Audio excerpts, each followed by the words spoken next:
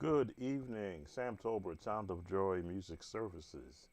And I just jumped in here real quick, turn on some air conditioning down in this basement, just to jump on, just to share some thoughts. One of the viewers made a request for talk music chords, and I came up in the era when there wasn't talk music. Then I left the Pentecostal church scene, you might say, for 19 years, and talk music wasn't necessary.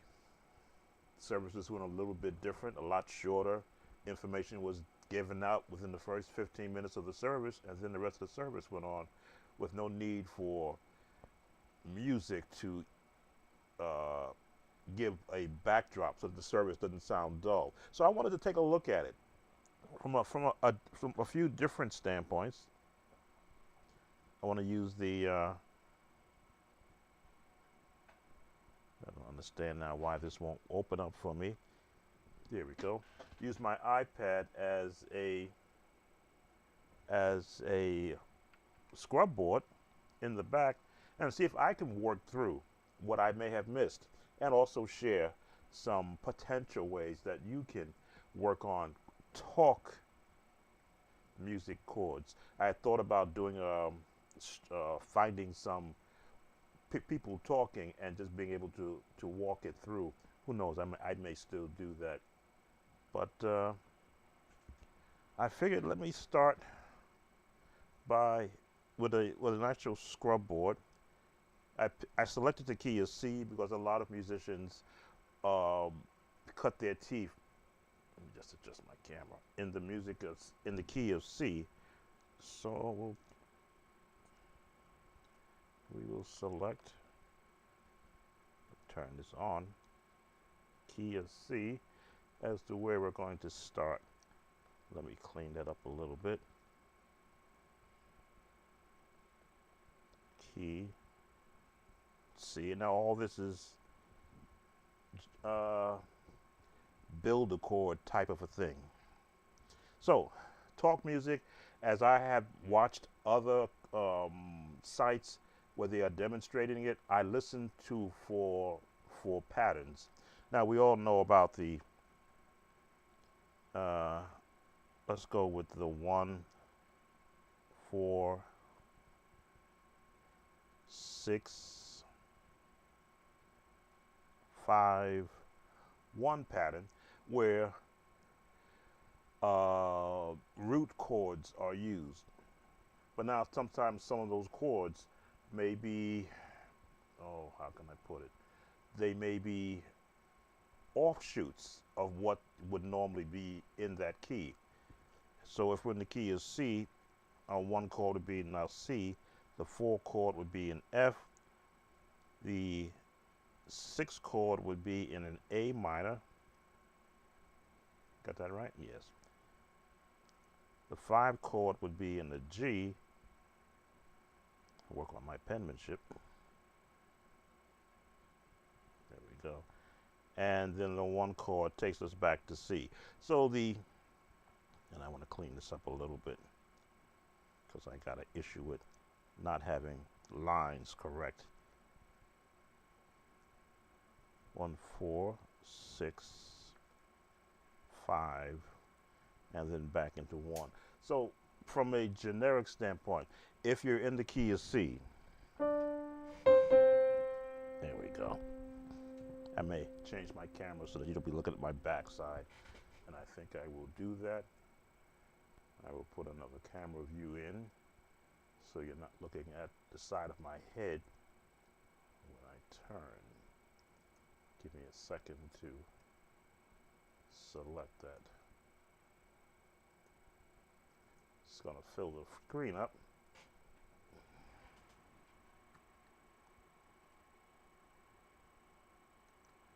So we'll take that down. Put that right there.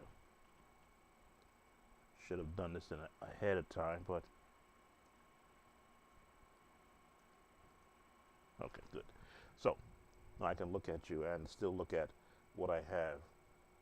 as a potential starting point. Now, it doesn't mean that, who joined us, that the one chord is going to be in C. It means that any chord progressions that you are going to use is going to be found in the one.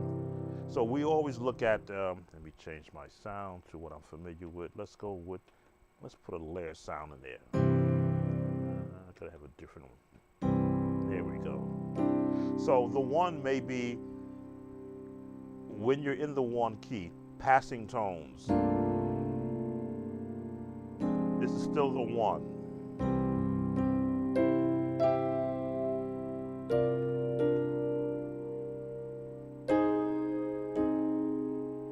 As you can see, this is the one. But look at all the chords that I'm using in there. Now someone is talking. I can't talk and think of where I'm going to go at the same time. So if the path I'm going to take is 1 to the 4, the passing tone may be here, just as a subtle. And here's my 4. Now when I'm in the 4, which is the F, I can still go back to the one set of chords.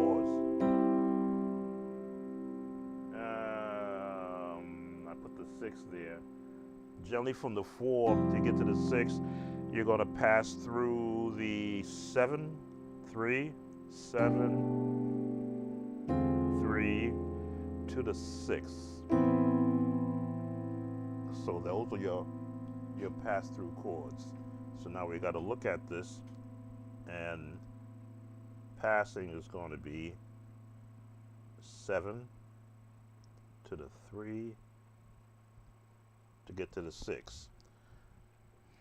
That's where we started. To the 4. Now this, by when we say 7, 1, 2, 3, 4, 5, 6, 7, this is the chord we're going to put in the 7, which is generally a 2 chord. So this sounds pretty. We're going to use this for our 3 chord to give us that more R&B sound. And then we'll wind up, I'm just watching to make sure I don't miss anybody coming in. Wind up on the 6 right there. Now when you get into the 6, we're going to come out of the 6, and it's supposed to end at the 5. There's our 5.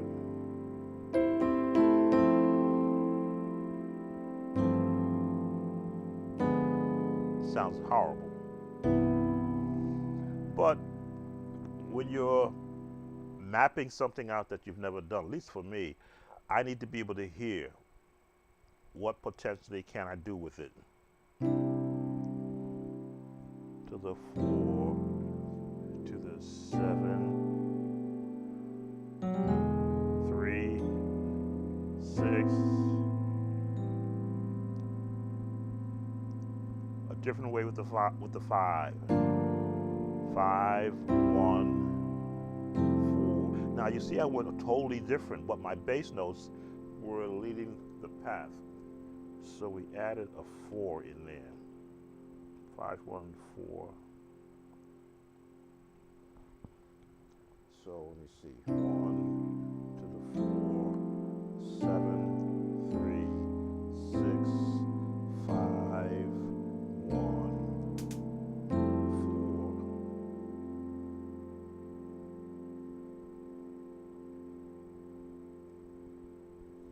What chord am I going to put there?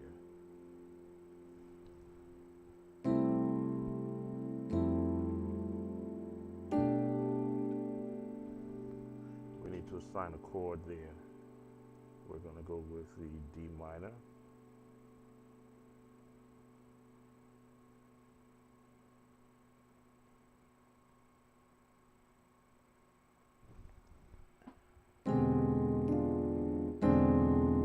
And I'm going to use Chord to help me with this chord. F minor 6 is the easier one. F 6. And the A minor is what our sixth chord is going to be, which we have right there. There's the A minor. Just circle that. That's the one of the path we're going to. Now 5 is going to get a G minor 9. So let's give this chord a name, G minor 9.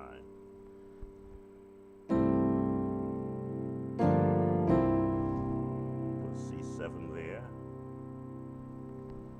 And then let's go to get in C major 6.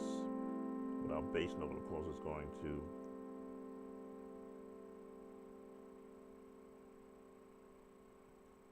major 6. Mapping it out. Because generally if you want to, welcome Xavier, generally if you want to understand mapping out chords, it's where do you want to go? In this sense, we're in the 1.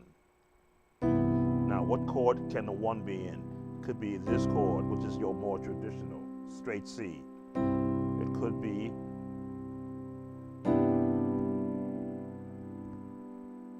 a G major 6 over here, or it could be a little more contemporary chord. Because I found that when you use less notes, you have more space to add. If you crowd anything you're doing with a lot of tones, you have less space to add something new. So if I were going to thin it out, make it fat free, I'd be here. I'm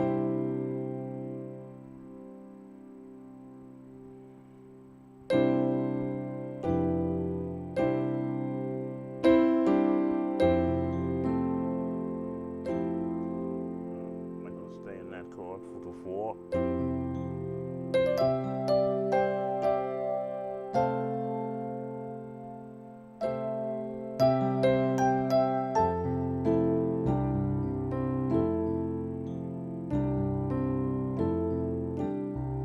Be able to hear the whole spectrum, of course, so I'll go up here just to know that what's up there, but then come back to where, for me, the chords that resonate with the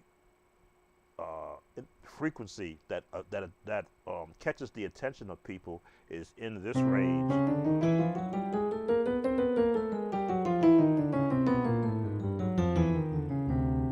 So this range here, for me, are where the chords, the actual, that will grab the attention of the listener. Welcome, Spring, Florida. I'm not going to cover live requests. This is not a request video. Basically working on the talk music chord structure. I've never done talk music before, unless I visit other sites that are teaching it, and even then I'm looking at, okay, where are they going with their chords? So I'm trying to give a path for someone who wants to create their own talk music, to see how they could actually put it together using my iPad, if it ever stays active, to actually write it out. So this is not the night for viewer requests, especially at well, it's not that late, and it is a Friday evening, right? It's a Saturday. Oh, it's a Saturday. Some of y'all have church in the morning. I'm retired. So looking at the path again, the 1 to the 4 to the 7, 3 passing tones to the 6, and then we got this G minor 9, 5, 1 to the 4.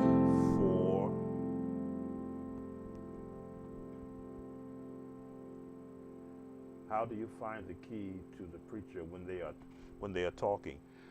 You don't. You wait until the preacher is tuning up. If the preacher is just having a conversation, you pick a key. Now, if they talk with at a high tenor voice, you want to be in B flat, D flat, or E flat. If they have a low voice like mine, then you want to be C, A flat, and or G flat, but the low end of G flat. Because the tone of the person speaking is what people are listening to. So you wouldn't be playing up here. while somebody with a low voice is talking. You want to be in the range of where their voice is. Now, some have said when I talk as though I'm singing, or I talk in notes. I kind of believe that I do, because I try not to be monotone, but then I can also hear myself even with these headphones on. I don't have the audio going through, but I've been listening to my voice for so many years. Even when I'm singing through a chord change, I will audibly hear where my voice is not, and then try to match it. Like if I go to C and go, let me see, bum bum bum bum, bum bum bum, bum bum bum, A major, bum bum bum bum bum bum bum bum bum.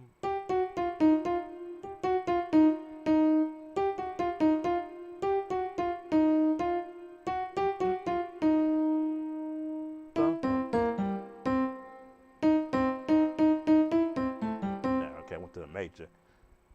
So now that I'm sort of sinking in to where my voice is, I can mimic. I'm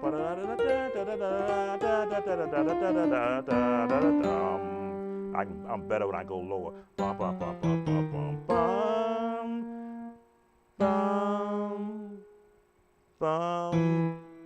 F, G sharp, G. Again, I'm not a singer. Bum bum bum bum bum. Bum, bum. So if I were talking, again, you'd have to pick a range where's my highest tone coming from, and it depends upon the words that I'm singing. Generally, I'm down here, or A flat, which is you still in the C range, C range, C range, in the C range, and go to A flat. Up high there, then G,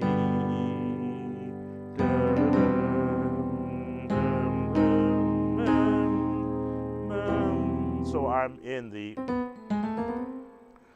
that audible range. Usually right down here, very high. Very rarely do I talk up above C or A flat, depending upon where you happen to catch my voice on that day. But if you're going to be listening to a male, if the preacher is a male, you want to find the range that they are speaking in, which means you're going to be hunting. If it's someone, of course, that you already know, then you'll be hunting for where they potentially might be. Now, what I was just doing now, if I was talking, I could hear those notes being in a whole different range.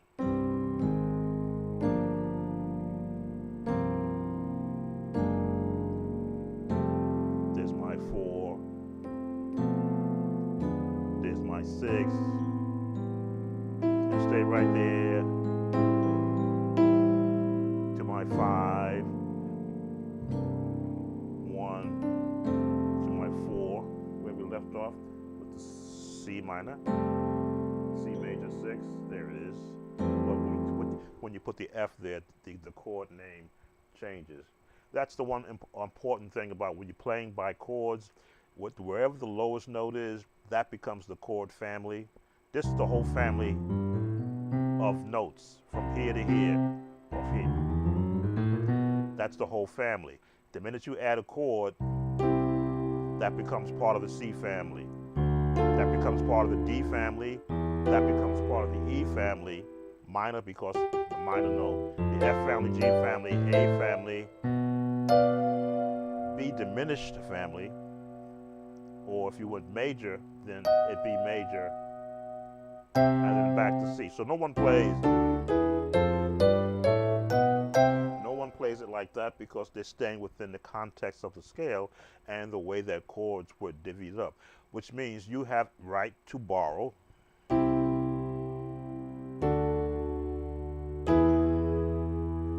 and use that to take you to the 6.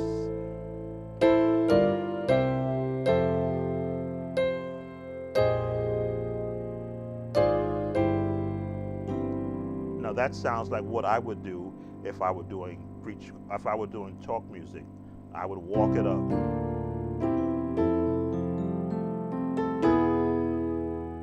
Find a different way to my 6.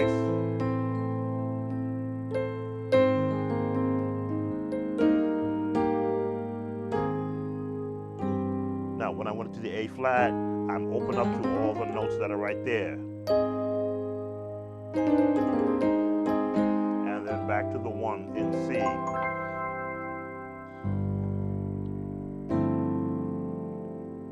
Which seems to be a better path than what I have here. So let me go and let's erase this.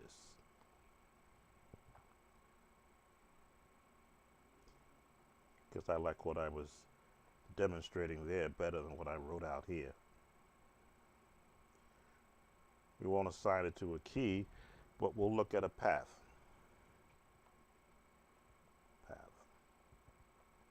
I went from C to D.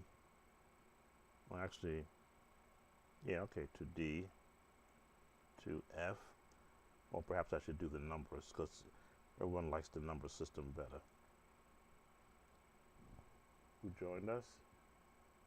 Now, how long does it take for my ears to develop to play by ear? Play by ear is a terminology that has been, I think, much too much thrown out there as an actual acronym. Play by ear. I've never played by ear. I've played by hearing. And when I hear, I can hear the music before I start to play it. When I was a youngster, I could hear music that I would hear on cartoons, but when I went to the piano, I struggled to find it because I had to memorize what I was listening to. Now, I will stop for this. When I would watch the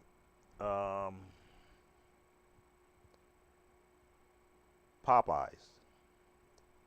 Now, I never really learned what key it was in, but I would go to the piano, and because I could register piano the key of C, I could go A, G.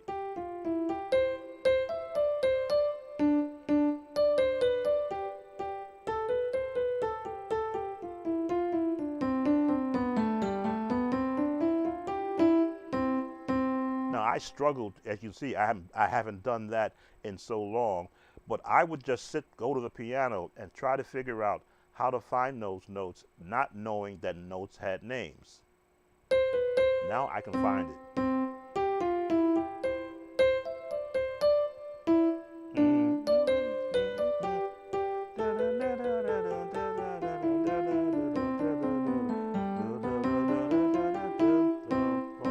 And I would just practice that just so I could see how quickly can I get to every note that I was hearing. Now, there were no chords back then, but when I learned how to place chords around a particular scaled melody, I would make it up.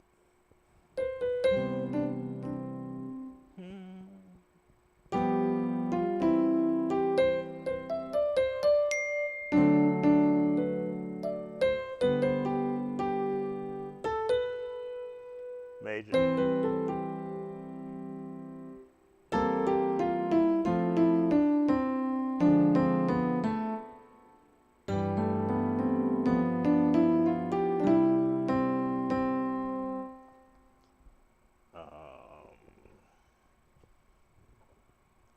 As I say, my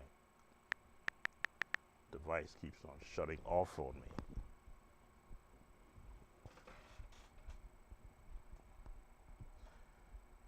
I'm getting a message. I want to make sure there's no emergency. Okay, someone is sharing a website with me that I'm already aware of. Okay, nothing to worry about. So, how long does it take for a person to grasp hearing notes and then playing back what they hear? It depends upon, number one, is your hearing, your ability to understand the sound of a tone. If you can't recognize a tone when you sit to the piano and play that tone, it's going to be more difficult than if you can walk to the piano, immediately find a tone, and start matching up all the other tones. And what I mean by tones is these are, let me put you in the regular piano mode. That's a tone, that's middle C. Any keyboard you play, if you don't hear middle C right in that range and your hand is not trained to know that your thumb, for the most part, starts off on middle C, you should be able to lock in on middle C, no matter where it's used in chords.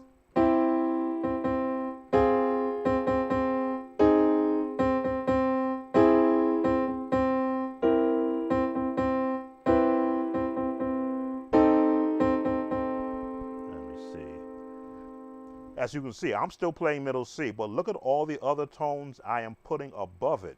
We haven't even started the tones below it. Playing by hearing means that you can recognize every note that you can audibly hear. But if you can't hear every note that you're listening to, it's going to take a long time. I'm never one to tell anybody you can play piano in 10 easy lessons. I say learn the theory behind what sounds are, learn how to correctly play them in their place, and then build from there. Welcome, Brother Mitchell. I'm not doing any viewer requests. I'm actually working on a talk music session tonight. But I am answering questions about music. Why is this? Sorry about that. This is not clicking in for me. Let me switch my page to one that's more conducive to what I'm doing. Talk music. So the playing by ear is a thrown out terminology that I heard as a youngster, and I used to say play by ear also. Then I kind of used some common sense. Well, I don't have my ear down to the piano. I'm playing what I audibly hear. Now, those who learn to read by sheet music have got a leg up on those who play by hearing. Now, I use hearing because they can visibly see the notes in front of them, and with the proper training, know how to go to those notes. The difficulty a lot of those musicians have, especially in the church, is you can't change a key on them and they don't have a sheet music directing their hands to change key. I've been with church organists when they would be learning a song and the key would change, they would struggle because they're looking at the paper and it's in C, but they're singing down in B, and to them, I can't form my hands. This is those who are skilled and learn to read sheet music. They can't form their hands to match what they would have been doing in C. Because I play by hearing, because I know the range of a scale in middle C, if I hear it in B major, it's just a matter of getting the fingering right, and then the chords now line up. Major, minor, minor, major, major, minor, diminished, major, because I hear what should be from a standard placed there. If you change the key down to B flat, now that I know the notes of the scale, what do I hear? Major, minor, minor, major, major, minor, seventh, major. What the difficulty comes for a lot of musicians is when they learn a song in C, they know to go to the 6, to the 4, to the 5, and then back to the 1. Change the key on them, they lose their concept of, okay, it doesn't feel like C. It won't. That's why you practice in every key, and your hands will now look for those chords. The same thing if you drop down to B flat. It's all training the ear. Now, what chords do I want to hear? I want to hear the 1, I want to hear the 6, I want to hear the 2, I want to hear the 5. Now you go down to A major. Every note is getting longer, or lower rather. What's the word we use? The tone registering is lowering, but the chords will stay the same. Major, minor, minor, major, major, minor, seventh, there it is, and major. I gotta get this. Major, minor, minor, major. So now that I got the concept of where they are, how do I want to hear the chords? I want to hear 6. I want to hear 2. I want to hear 5. And I want to hear back to the 1. But playing by hearing, not by ear, but playing by hearing is all about training you to acknowledge the placement of chords or melodies without the assistance of sheet music in front of your eyes.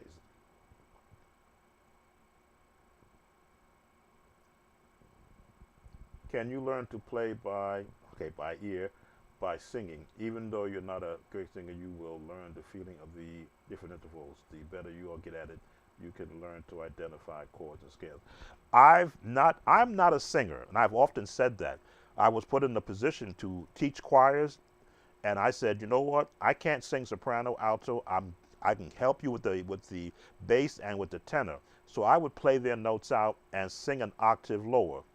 When I taught the song "My Life Is in Your Hands" by Kirk Franklin, it was perfect octave for me. But when it got into the 3-part harmony, because the singers I had at that time, they had sheet music, they would go home and practice, and then they would sing those parts. If I wanted to do "My Life Is in Your Hands" in the key of A, I got to hear the scale. My life is in your hand. You don't have to worry.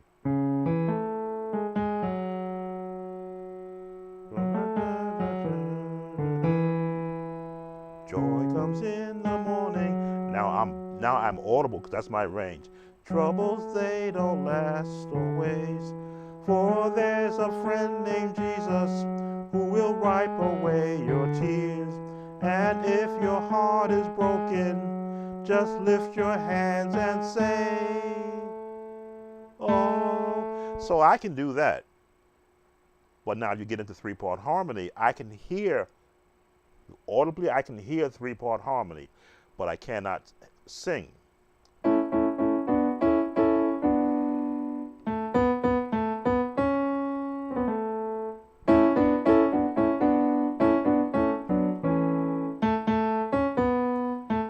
In A major. Why? Because I understand the placement of notes. I can hear chords in my head. If I wanted to do,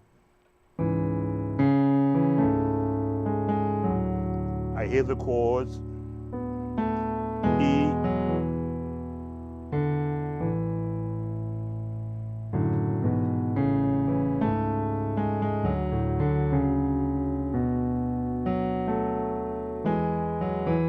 now I've never played this in A before.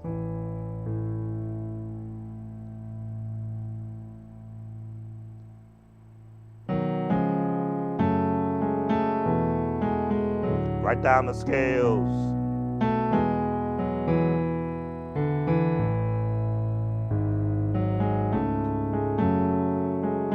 B major, because I know the scales. E, walk it up. Now that's a low range, but if you were teaching a men's choir, that's where you would want them. Maybe you would switch it to B flat or to A flat to make it more comfortable for you. But once you get your ears accustomed to hearing that this is always going to be middle C, and these are going to be the C's below it, these are going to be the C's above it, and every time you change your note, the only thing that's changing is your finger placement, which is why I teach against the transpose button, because when you use that button, you throw off your fingering, and it does damage to how it for me, it would hinder your learning, because you need to know that's the fingering for playing in C, that's the fingering for playing in B, that's the fingering for playing in B flat. Because once you've adapted to muscle memory, it doesn't matter what key you're in, because you're automatically going to jump to.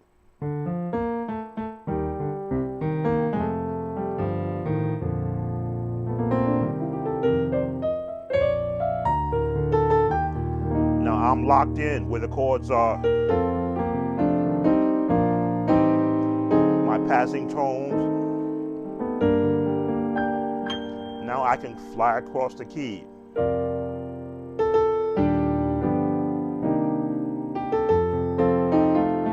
Actually, that's a nice song to use as talk music. No melody, just chords.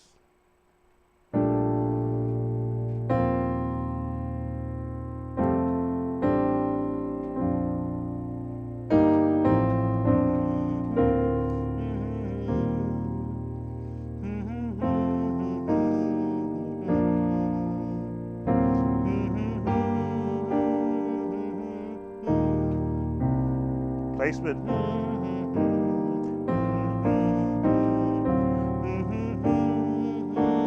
I threw that in there.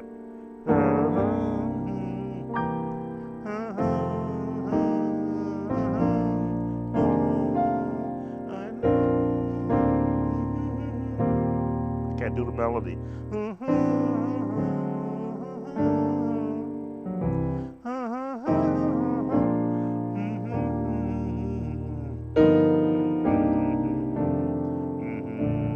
That's more of my range. Not up here, but all the way down there. So that makes a good talk music, the placement of the chords. Now, of course, you can reharmonize it.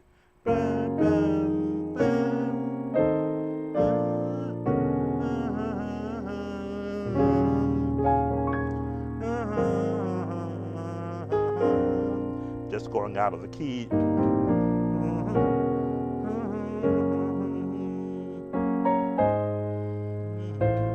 I can't do the melody with this reharmonizing, because I play to the path of the melody.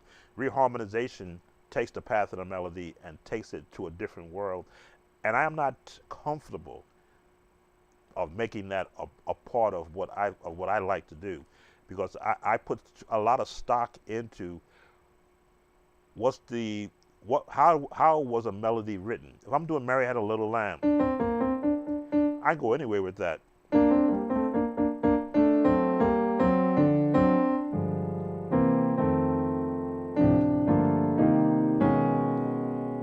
Because I know where it's going to go.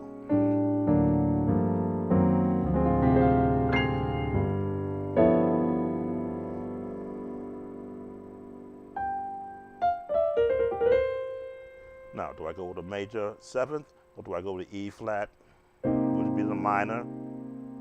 And do I go with a diminished chord? That diminished, minor six.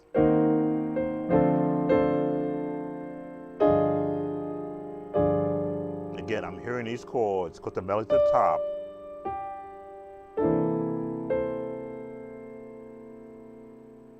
Higher.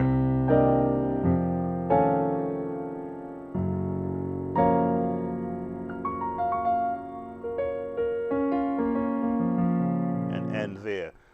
But I can hear all those chords before I actually play them. I want to make sure I don't miss any questions. How do I train my ear? Scales, all of them. Now, how many scales are there?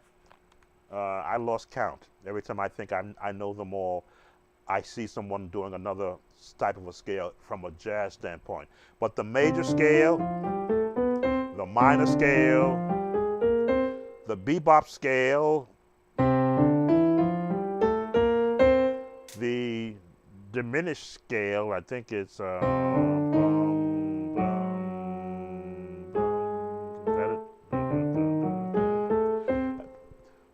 whenever you play a chord, it's found in a scale. This is found in the major scale. This is in the C scale, but it's in the half tone scale, the whole tone scale. There it is, the whole tone scale. This chord is always going to be found in the whole tone scale. And you'll find this chord in 98% of your gospel music. Every time you're in a 1 and you want to go to a 4, that's your way to the 4. Every time. The jazz turn is like this. But you're always going to hear this chord. This chord is built on what scale? The whole tone scale. A lot of your Disney theme songs use this.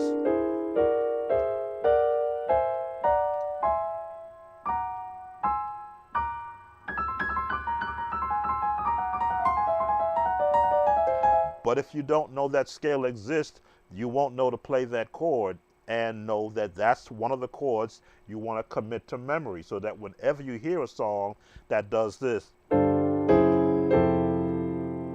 you're used to hearing when all it is a quicker way. There it is again in a different way. Let me see.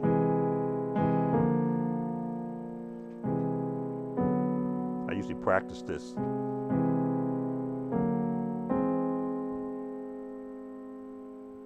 Half tone.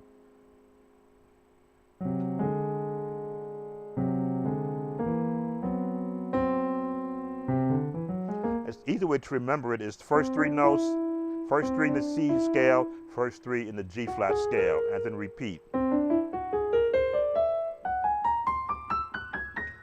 That's the entire whole tone scale. Chord wise, he's got to think about the 3 notes here, then the 3 notes up here, and then repeat. But depending upon when you're going to use that chord will determine how you're going to use it, and usually it's used to take you from the 1 to the 4 in a jazz turn. You will find that a lot of the Hezekiah Walker songs use that. Which one used that one?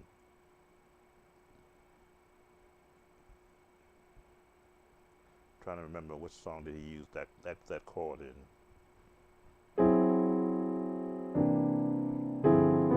All right, I can't think of it right now. But how do you train your ear? With the scales, the major, the minor, the whole tone scale, chord scales where you're going to hear the chords in. The harmonic minor, because you're going to find a lot of the gospel songs borrowed that scale to write some of their more praise songs.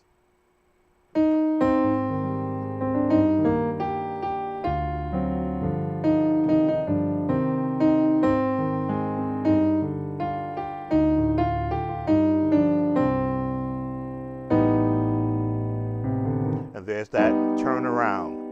Our God is an awesome God. He reigns. There's the note.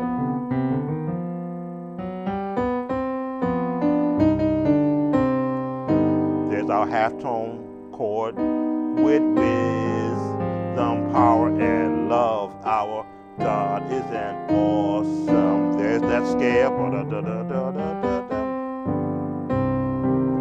And I learned those songs a lot easier once I recognized that scale exists. Trained the ear to hear it, so whenever I heard a song that I could recognize the notes in a chord, I immediately went to the reference scales that it could possibly be in. The jazz minor scale.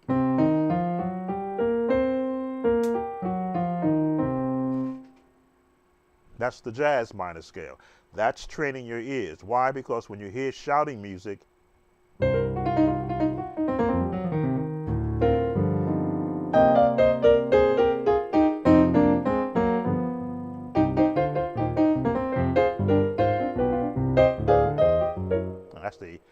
that's the harmonic minor.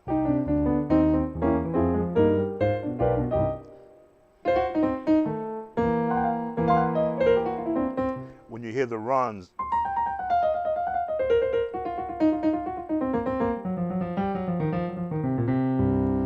And yes, my movement over the keys is from playing a lot of organ, but I did play a lot of piano, and I learned how to move my fingers in rhythm. As you see, 3 fingers doing all the work, but the left hand has to be able to do the same thing.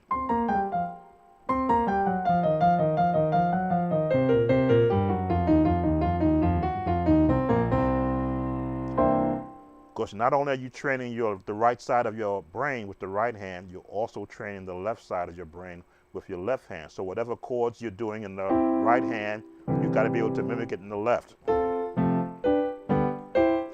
That is all ear training. Now, when do you start learning songs? When you're comfortable. Right? The best way to really get training is to start playing songs immediately, but learn the melody. I know there's this rush to want to start playing every song you hear. Just give me the numbers. And I'm like, the number system is chords, but without the melody, the chords mean nothing. You just saw me do, let's say, let me pick another one. Lord, prepare me to be a sanctuary. If I just did the chords,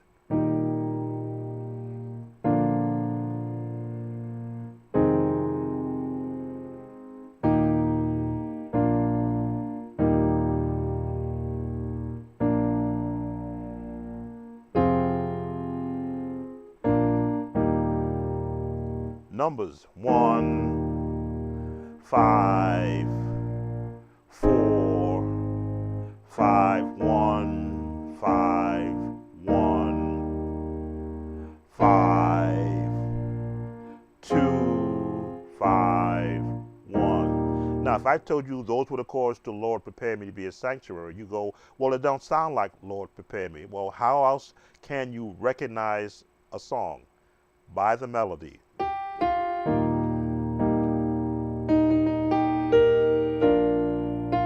Melody on top. 2, 5, 1, 5, 1. Melody leads. 5, 2, minor. 5.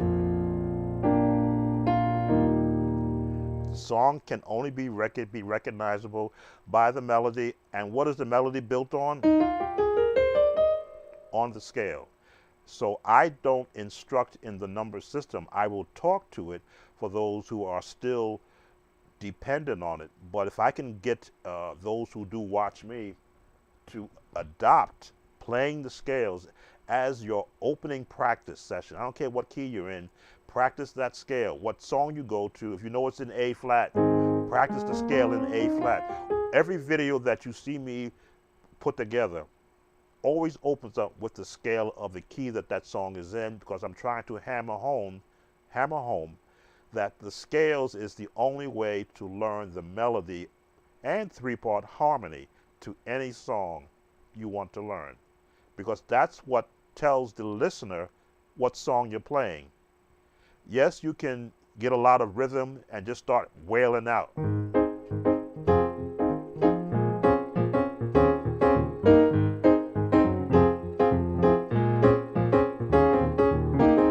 Numbers, rhythm, nice beat in the back. But what song is that? I don't know. I just put some rhythm together and just move my hands in a formation of chords. But so much better is it when you can navigate the melody of a song based upon the scale. If I wanted to do, let's see, I'll give you something that's current and not something back from my era. Well, I can't even think of anything that's current today. I don't keep up with today's praise and worship song. We'll go with I Give Myself Away. We'll put it in the key of G flat. So now that's my scale. The song is written in the major scale, but it drops.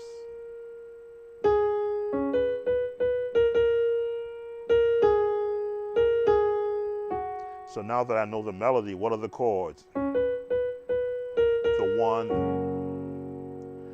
to the 5, 6, 5, 4, 1, 5, 2. Now this is the chord I like to use. I go with the 4 to the 5, 1, 5,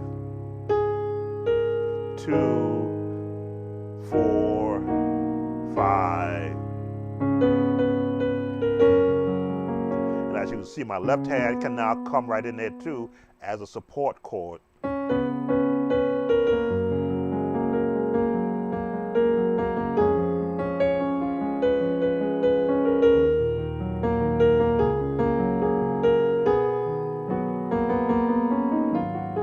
And I can now use my right hand to float across the keys and give those, melodic tones that you hear all of the other musicians doing. They're just going through the scales.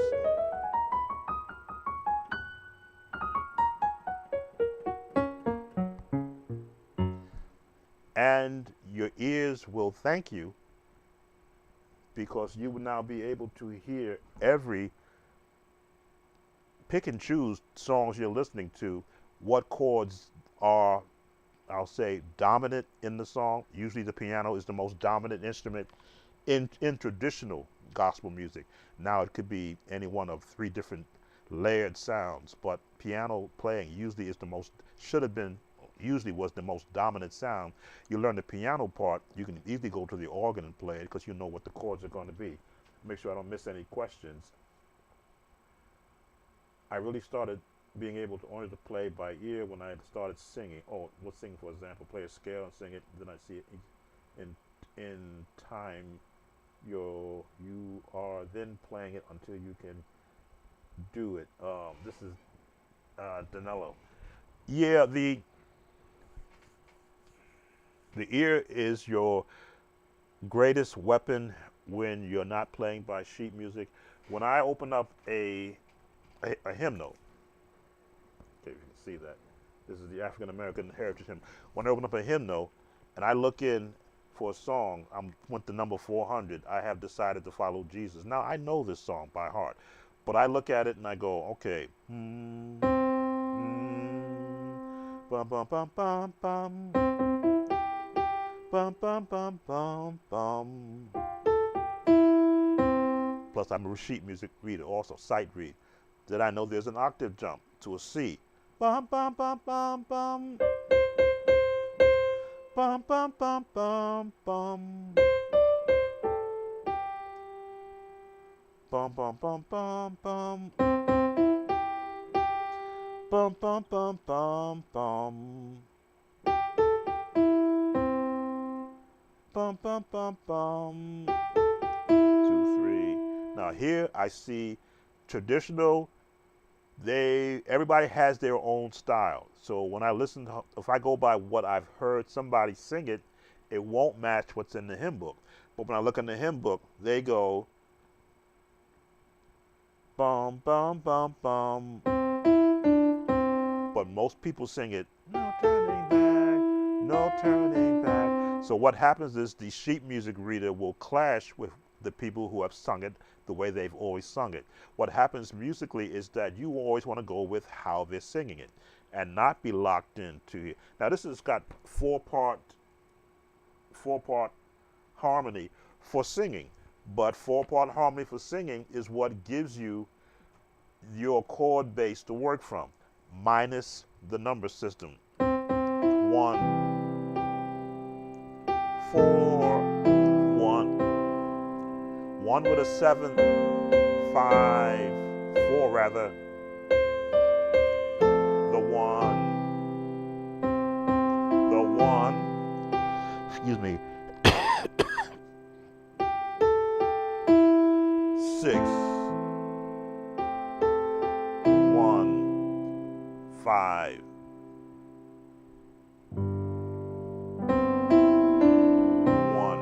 Now that's your book, excuse me, that is your book breakdown of the song, kind of. When I listen to a song and I hear the path of where the chords are going, then I take what I've learned over the years from so many different songs and I create a bed for a scaled melody to rest.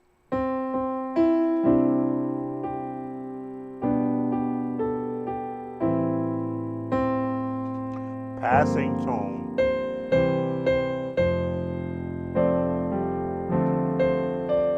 Diminish. I can hear diminished chord, which is flatting the fifth and the third. Now, while I'm here, I can go, that's a jazz turn.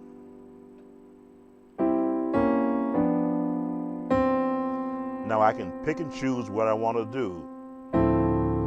Jazz turn, jazz turn.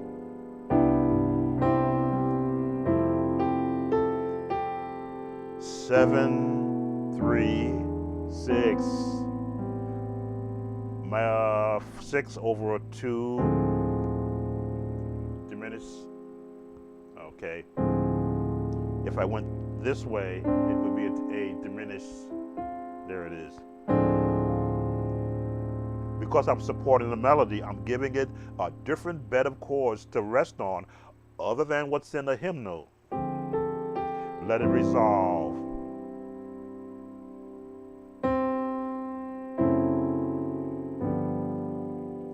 And if I want to go transpose up to the D, all I got to do is go down 1, 2, 3, 4, 5 and give it a 7th chord.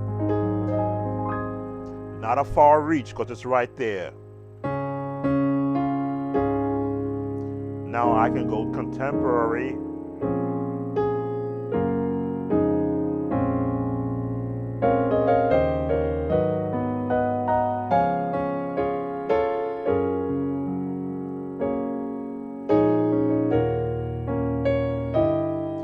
This chord you won't find in the hymnal, but you will find it in the jazz world. Drop it down. Right on my note with the chord supporting it.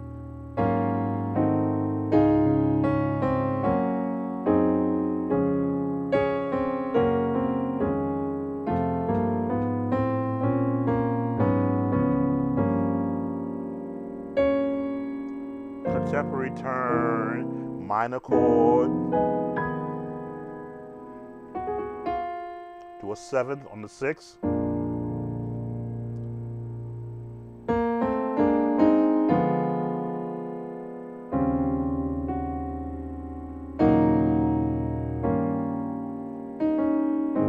But all these chords have always been there. What happens is that you don't know that they're there. The only way to know that they are there is to practice hearing what they sound like from a major standpoint, from a minor standpoint, from a harmonic minor standpoint, from a half to a whole tone standpoint, from a jazz minor standpoint, from a bebop scale. Let me see. There we go. I learned that is the actual bebop scale from an actual jazz instructor that I watch on YouTube. I'm actually subscribed to, because I can't keep talking about jazz and I don't know all the lingo and all of the ins and outs of it. So I'll talk about, this is a jazz chord, a 7th chord. A 6th chord is a jazz chord. A minor 6th chord is a jazz chord. The C7, it's a jazz chord. Because if you look in your hymnals, you won't find that chord used. But when the jazz musicians began to matriculate into the Pentecostal churches, they brought their structure of chords with them. So now the songs that were bland, they put some life.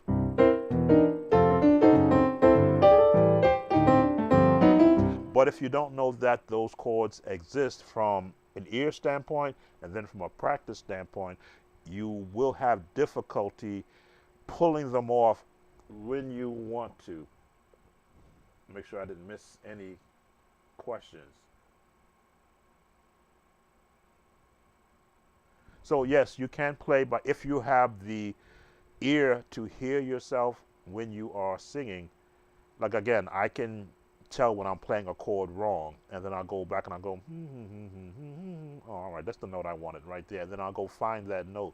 I'm usually a half step higher or a half step lower than I want to be. Like if I'm doing this chord, I hear the lowest note.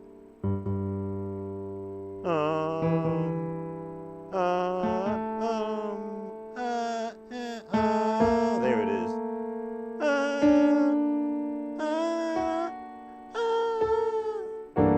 Pretty much I got the entire, because I practice this chord so much. But if I were to immediately change keys, then I got to look at the keyboard and go, okay, where would it sound like if I were to go half a step up? Okay, take away some notes, half a step up, add a note back. There we go. Half a step up, add a note. Take away a note, half a step up, and I'm just looking at the keyboard. Add the note I took off.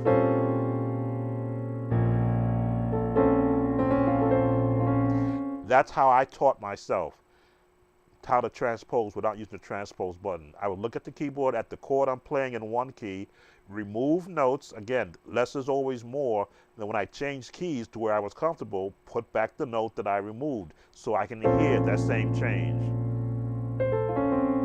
Now, you won't use that chord ever in a church service, but you may pull one out. Generally, I'll use that as an end of a jazz piece.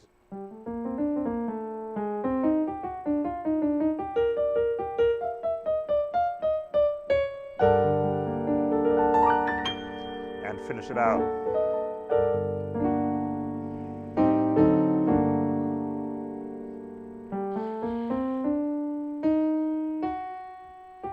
Harmonic minor scale. That's where that chord resides. But would I use it in a church song on a Sunday morning at altar call? No. But it's nice to know that if I want to pull it out in whatever key I'm in or I'm going to, that I can, it's available to me.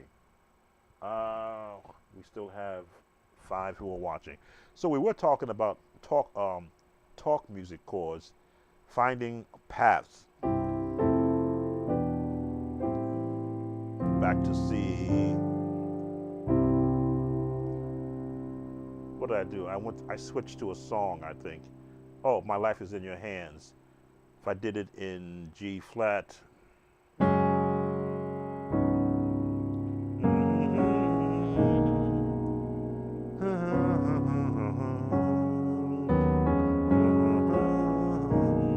I'm just minimizing chords in the.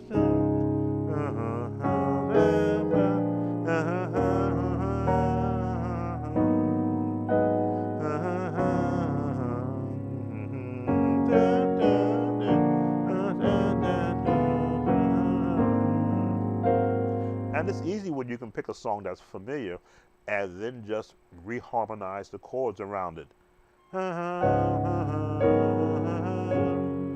If I wanted to pick and use for a talk music chord, Twinkle, Twinkle, Little Star. Twinkle, twinkle, little star. All I'm doing is changing half a change. How I wonder.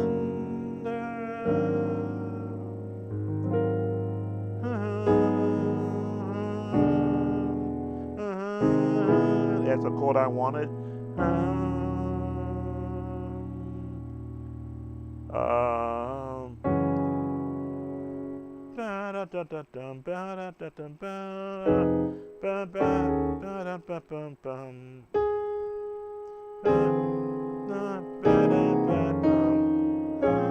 Again, I had to hear that change.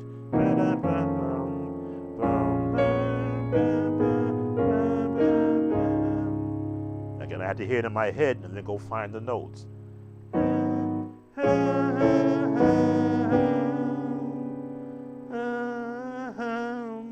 just going to do the E flat major.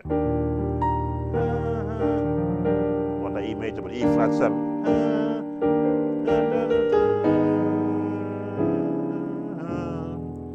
Twinkle, twinkle,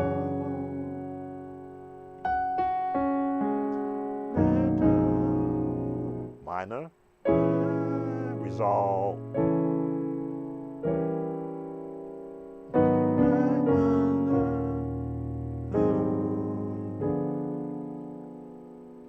I could go down and do a D, because the G flat is F sharp in D, and then resolve it. When you grow into embracing a scale wherever it may take you, either major, minor,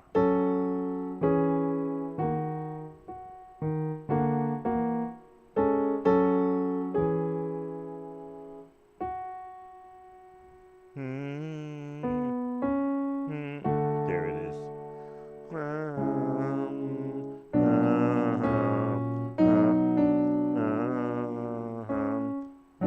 There's the minor chord, minor chord.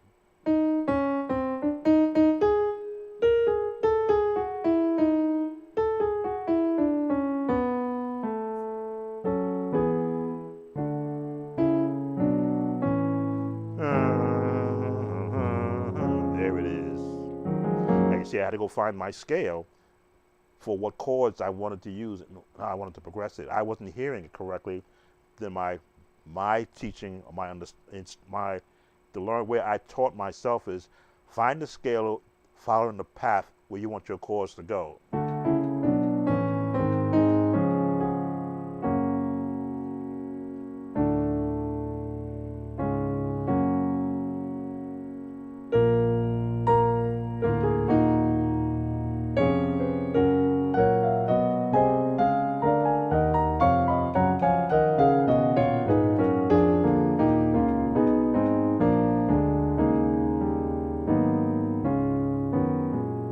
Things like that I would practice. First one, I want to educate my ears. What chords are available to me within the range of notes that I'm playing, and how can I change it up? How can I change this and go from here to a G major? One change. If I want to go up to A flat, one change. If I want to go to A major, one change to D. And this is the cycle of fourth.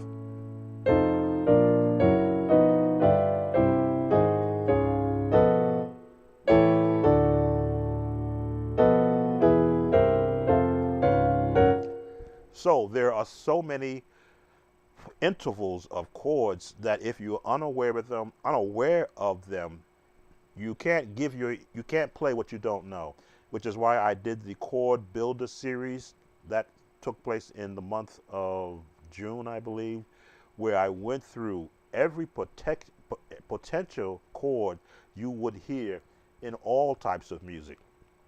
I did I got to be careful when I'm given a viewer request and they're beginning to request R&B type songs. I sometimes wonder, well, should I take the time to break down an R&B song, because I'm trying to be a gospel musician's reference for chording songs, not just of this era, but of the past.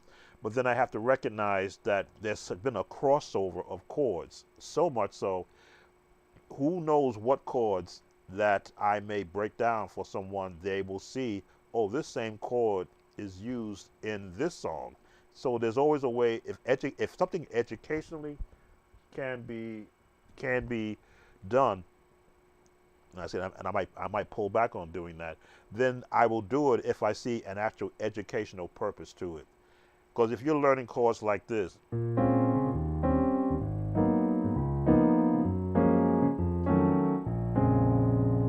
well, that could be considered R&B, but that's Kirk Franklin.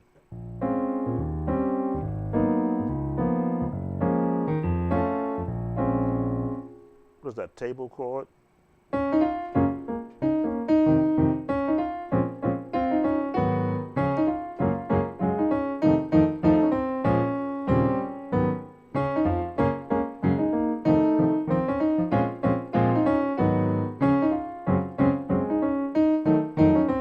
Same chords, just space different.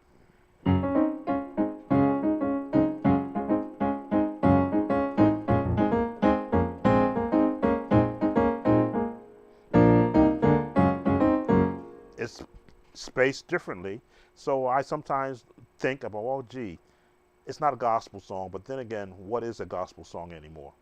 It is interpreted by the person who's listening. So if technique can be learned by breaking down an R&B song, as long as I'm not doing the melody or just doing the chords, then the more that I can offer in ear training by playing those chords, then that person can grow musically. They can add that to their repertoire. So when they come across those chords again in a gospel song, it should click. Oh yeah, I learned those chords from this R&B song.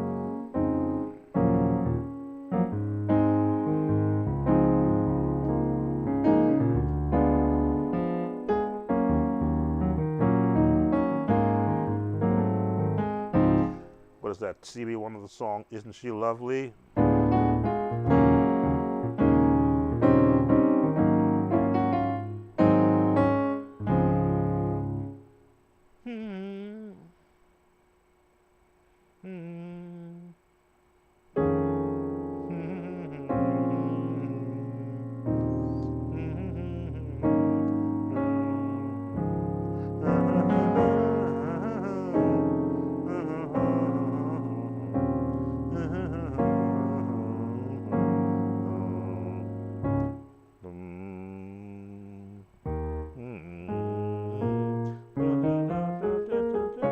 Pentatonic.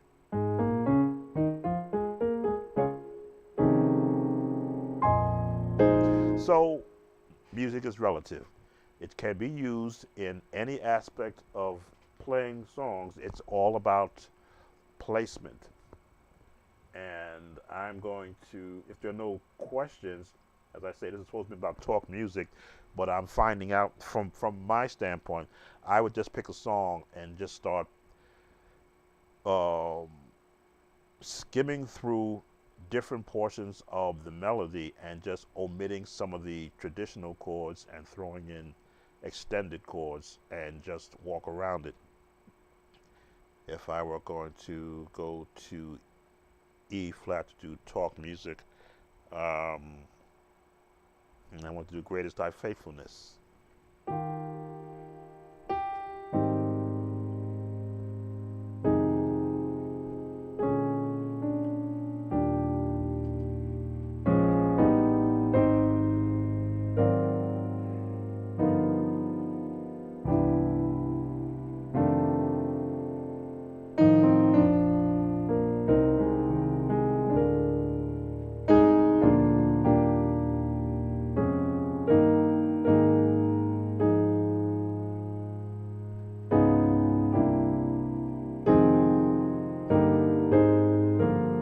Skirting around the melody.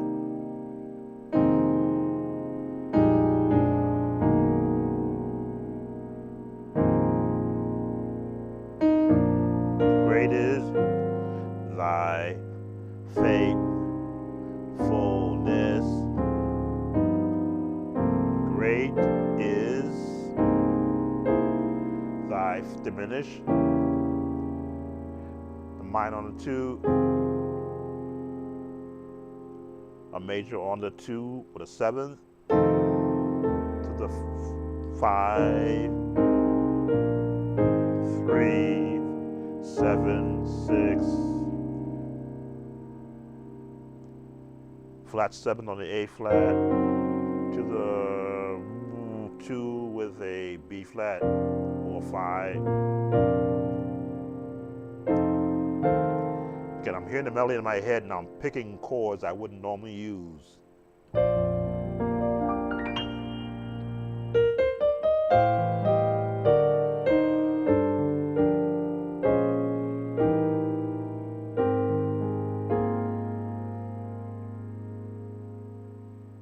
already went through all that I have needed, thy hands have provided. That's where I am now.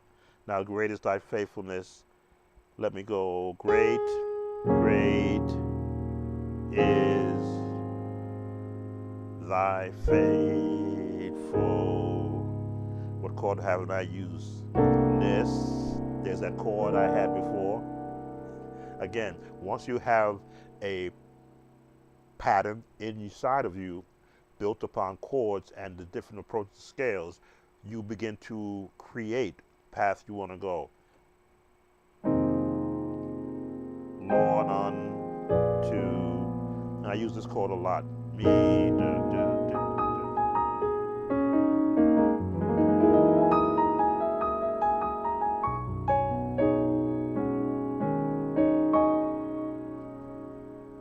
All right, I'm going to bring this to a close. I think I've done enough damage trying to figure this out. Talk music is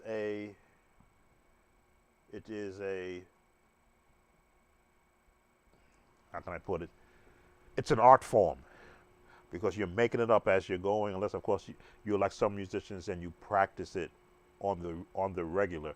I don't, but as you can see, I'll pick a song from any era of music and place chords around it as I'm creating them in my mind, knowing where I'm going to go, where I want to land with them.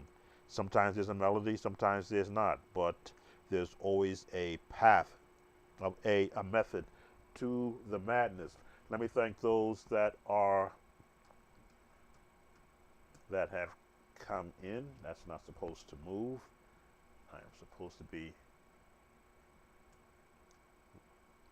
Let's do this. All right. Well, look at camera number one. I don't know why I'm getting a head cold, but that's what I'm getting right now. So, good time to stop. Thank you for coming in. I shut off my air conditioner. Maybe that's why I'm getting a head cold. Xavier, Spring, Florida. Sorry I could not do a song. But as always, if you would request it as in the comment section, I will add it on to the list. Danilo, thank you for coming in, Brother Mitchell. Just Having Church, if you add it into the comment section, I will cover it. As I say, I've never played every gospel song, only the ones that I was required to learn for the churches that I served. If it wasn't a requirement, then I did. I don't know why I'm getting a. Anyway, that I did not have to learn it, but that doesn't mean that I can't. Don't see any other comments.